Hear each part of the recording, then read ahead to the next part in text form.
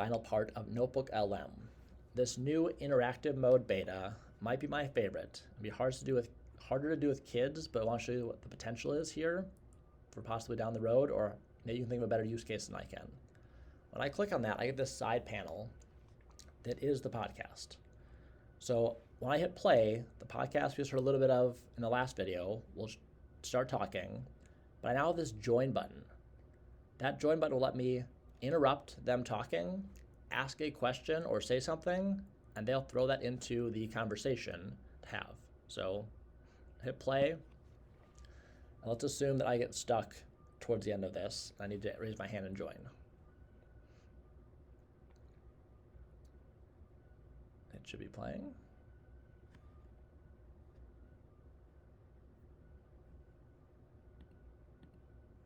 All right, so There we today we're diving deep into the world It's of beta, so chemical it's a little reactions. glitchy. Looks like we've got some chemistry learning material here. Someone's notes, maybe. Definitely seems. Whoa! Did someone just break the fourth wall? Let's hear it.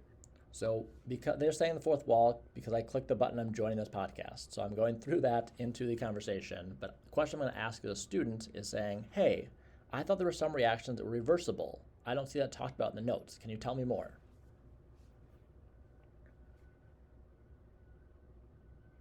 That's a fantastic question, and it's definitely something worth exploring. Yeah, it's true. Many reactions aren't just one-way streets.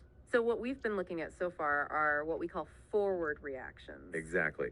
But a lot of reactions can also happen in the reverse direction. Like the products can actually turn back into the reactants. Yeah, and that's what makes a reaction reversible.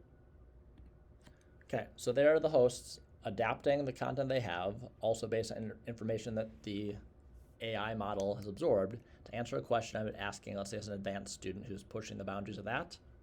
This is a great way to have that happen.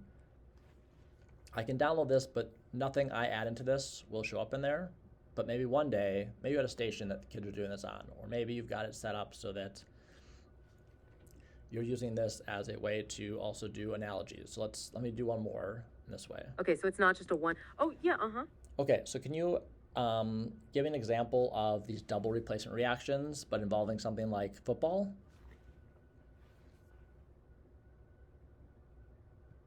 That is an awesome question and a fun way to think about it. Yeah, let's see if we can make this analogy work. Okay, so imagine we've got two football teams. We'll call them the magnesium maulers and the calcium crushers. Right. So the Maulers are wearing green jerseys and the Crushers are in the blue. And their players are paired up, right? Like each team has a running back and a quarterback. Exactly. So the Maulers have a running back and a quarterback, and the Crushers have a running back and a quarterback too. Okay, so think of this as the reactants in a double replacement reaction. So the magnesium Maulers and the calcium Crushers are at a dance, but there's a partner swap. Yes, and now there was a trade, like a double replacement. So in the end, we have the Maulers running back paired with the Crushers quarterback. And the Maulers quarterback is paired up with the Crushers running back. So everyone has a new partner, kind of like how the elements swap partners in the double replacement reaction. Exactly. And this trade is only going to happen if it leads to a more favorable situation. Like maybe the new...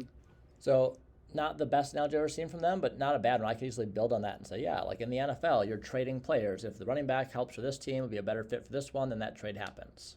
That's not bad and can be really helpful for students who are stuck or confused or want connected to something that they enjoy more than your class. All right, that's it for now. Thanks. Let me know if you got questions. Happy to help.